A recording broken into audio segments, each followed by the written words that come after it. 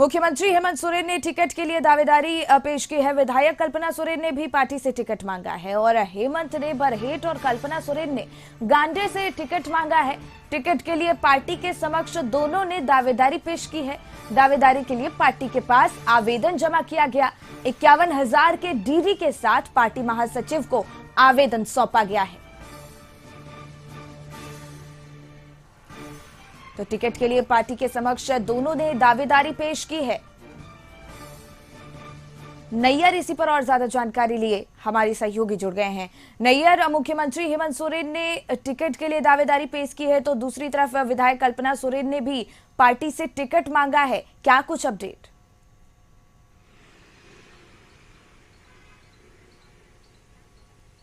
जी बिल्कुल, देखिए CM house से एक डीडी गया है जहां जेएमएम कार्यालय, जहां बरहेट और जो सीएम का जो निर्वाचन क्षेत्र है, और वही दूसरी तरफ गांडे जो कल्पना सोरेन का चुनाव जो उनका क्षेत्र है, वहां उसके लिए उन्होंने मांगा है। यानी कि 2 सीट तो एक तरह से कंफर्म है जेएमएम के लिए, लेकिन बाकी जो सीटों का है उसका क्या होगा ये देखने वाली बात होगी, क्योंकि अभी तक से इंडिया गठबंधन के तरफ से जो सीट है उसका शेयरिंग नहीं हुई है। और सीट शेयरिंग हालांकि बोला जा रहा है कि 1-2 रोज में कर दिया जाएगा, 1-2 रोज में कर दिया जाएगा, लेकिन अभी तक से ना जेएमएम ने इस बात पर गंभीरता दिखाई है और ना कांग्रेस ने गंभीरता दिखाई है। लेकिन संभवतः 20 तारीख तक सीटों की घोषणा कर दी जाएगी और उसके 1-2 रोज के बाद प्रत्याशियों की भी घोषणा कर दी जाएगी। और सबसे बड़ी बात इसमें है कि जेएमएम में बहुत से ऐसे जो नेता है जो दूसरे दल को छोड़कर जेएमएम ज्वाइन कर रहे हैं। जैसे कल आसू के जो नेता है उमाकांत रजक,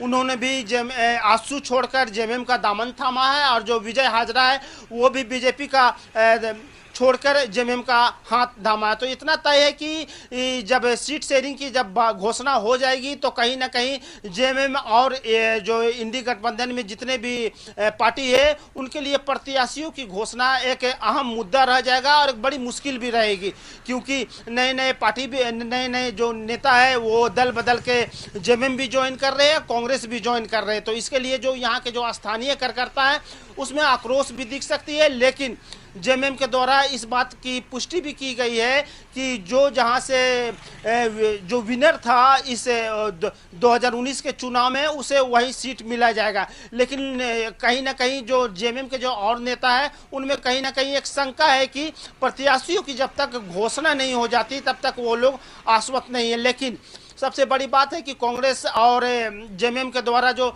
जब सीट शेयरिंग की घोषणा हो जाएगी तब उसके बाद प्रत्याशियों की घोषणा होने के बाद ही यह तय हो पाएगा कि बाकी लोगों को सीट सुरक्षित है कि नहीं।